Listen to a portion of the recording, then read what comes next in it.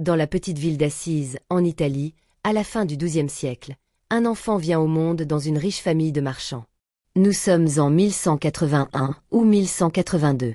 On le nomme Giovanni, mais son père, rentré d'un voyage en France, le renomme Francesco, François.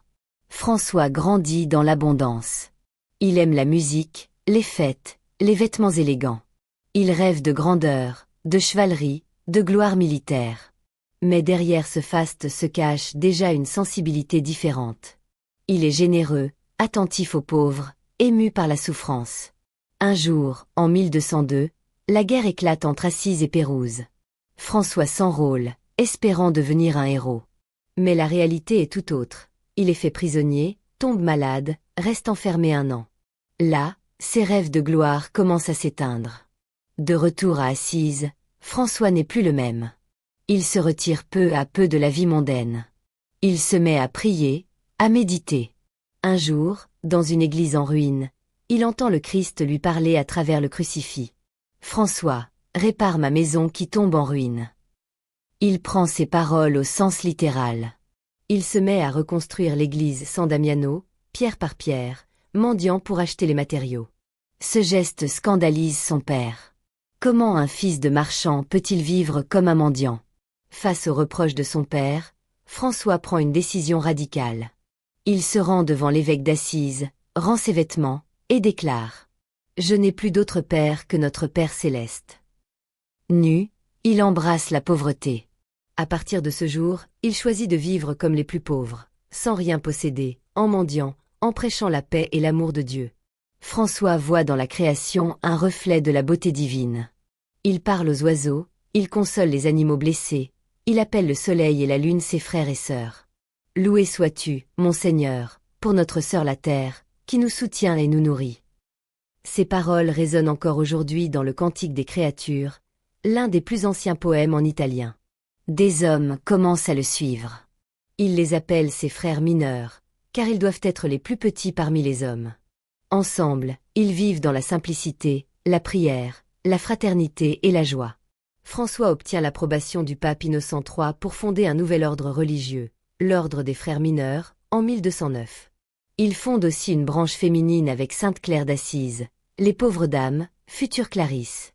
Vers la fin de sa vie, François s'identifie tellement à Jésus qu'il reçoit les stigmates, les plaies du Christ sur ses mains, ses pieds, son côté. Il devient le premier saint à porter les stigmates, vivant intensément la souffrance et la passion du Christ. Pourtant, il reste joyeux, chantant la gloire de Dieu jusqu'à son dernier souffle. À mesure que les années passent, le corps de François s'affaiblit. Il a vécu dans la pauvreté la plus totale, souvent malade, sans jamais se plaindre. Il trouve sa consolation dans la prière et dans la contemplation de la croix. Dans sa douleur, il reste joyeux. Il compose des cantiques, prie pour les autres, bénit ses frères.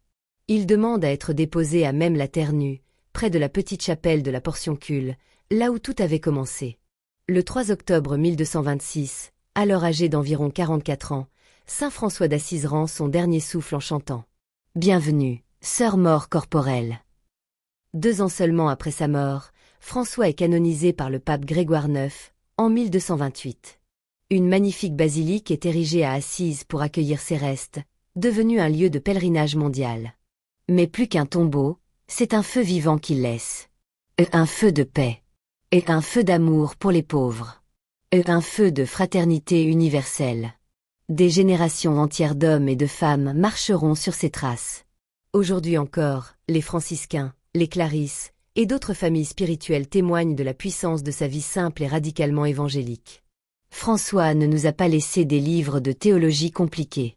Il nous a laissé une vie. Une vie qui crie. L'Évangile est possible. Le royaume de Dieu est pour les doux, les pauvres, les humbles.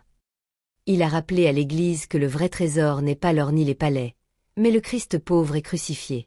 Il a prouvé que l'on peut vivre de peu, et pourtant rayonner d'une joie immense. Aujourd'hui encore, dans un monde blessé par la guerre, la violence, la pauvreté et le désespoir, la voix de saint François résonne. Seigneur, fais de moi un instrument de ta paix. Là où il y a la haine, que je mette l'amour. Son message est simple, mais puissant. Il ne faut pas être riche pour aimer. Il ne faut pas être savant pour servir. Il suffit d'un cœur disponible, nu devant Dieu, comme François l'a été. Et toi, qui écoutes cette histoire? Peut-être que tu vis dans l'agitation, dans la recherche de reconnaissance, dans la peur du lendemain. Mais écoute la voix de François. Heureux celui qui n'a rien, car il possède Dieu. Laisse-toi toucher. Choisis la paix, choisis l'humilité, choisis Dieu. Même aujourd'hui, dans ta vie, l'Évangile peut brûler comme un feu, si tu ouvres ton cœur. Même après sa mort, l'âme de François continue de souffler sur l'Église. Son exemple a inspiré non seulement les religieux, mais aussi les laïcs. Il est l'un des rares saints dont l'influence a traversé toutes les couches de la société. Pauvres, puissants, savants, simples, tous se sont reconnus en lui. Son ordre s'est rapidement étendu dans toute l'Europe, jusqu'en Terre Sainte. Les franciscains deviennent messagers de paix, évangélisateurs, bâtisseurs de ponts entre les peuples. François lui-même avait tenté un geste fort, aller rencontrer le sultan d'Égypte pendant les croisades, non pour le convertir par l'épée, mais pour dialoguer dans la paix, humblement. Ce geste prophétique résonne encore aujourd'hui comme un cri d'humanité.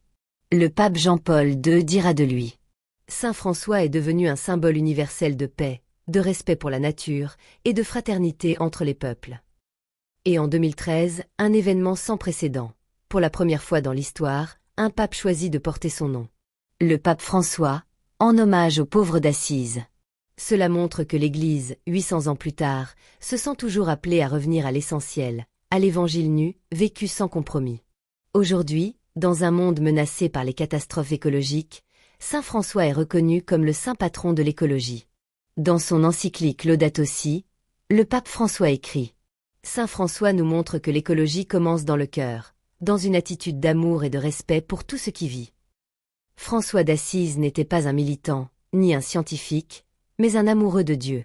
Et c'est cet amour qui l'a rendu capable d'aimer toutes les créatures, même les plus petites, même les plus oubliées. Mais au-delà de l'image poétique du saint aux oiseaux, il y avait un homme brisé par la douleur, déchiré par l'amour, absorbé par la prière. François passait des nuits entières à pleurer, à supplier, à chanter.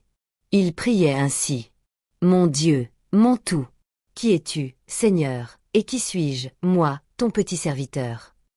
Ce cri d'humilité, c'est le cœur même de sa sainteté. Il ne cherchait pas à être admiré. Il cherchait simplement à aimer Dieu sans mesure, à imiter Jésus jusqu'au bout, même jusqu'à la croix. 2 ans avant sa mort, alors qu'il est retiré au mont Alverne, dans le silence de la montagne, François reçoit les stigmates du Christ, les plaies visibles de la Passion. Ce n'est pas une récompense. C'est un mystère. François est devenu un avec le crucifié, dans la chair et dans l'âme. Il porte ses plaies en silence, sans orgueil, comme un dernier signe d'amour. Jusqu'à la fin, il reste le petit, le pauvre, le frère universel. Nous sommes au soir du 3 octobre 1226. François est entouré de ses frères, affaibli mais en paix. Il demande qu'on lui lise les paroles de l'Évangile selon saint Jean. Avant la fête de la Pâque, Jésus sachant que son heure était venue. Puis, dans un dernier souffle, il chante son cantique des créatures. Il bénit ses frères. Il demande à être couché nu à même le sol, les bras en croix. Il meurt comme il a vécu, pauvre, humble, uni au Christ crucifié. Son corps est porté en procession à travers la ville d'Assise. La foule est en larmes. Une multitude accourt. On le sait déjà, un saint est monté au ciel. Très vite, des miracles éclatent autour de son tombeau. Des aveugles recouvrent la vue. Des paralytiques marchent. Des cœurs endurcis se convertissent. La rumeur se répand dans toute l'Europe. Le pape Grégoire IX le canonise seulement 2 ans après sa mort, le 16 juillet 1228. C'est un record.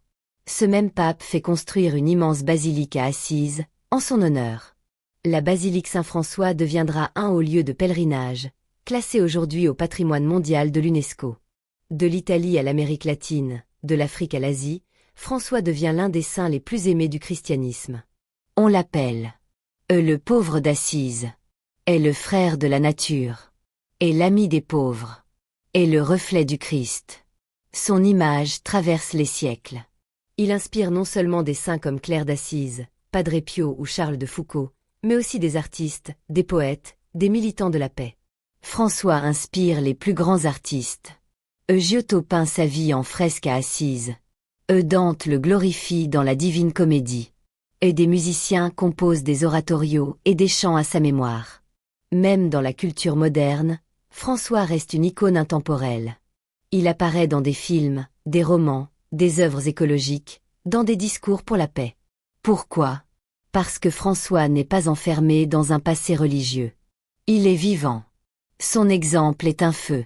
Une lumière pour chaque génération. Aujourd'hui encore, l'esprit de François continue d'inspirer.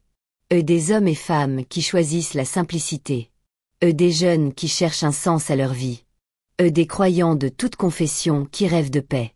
Il nous rappelle qu'il est possible de vivre autrement. De croire en la beauté, en la fraternité, en Dieu. Saint François est bien plus qu'un personnage historique. Il est un frère. Un modèle. Un souffle d'évangile pour un monde nouveau.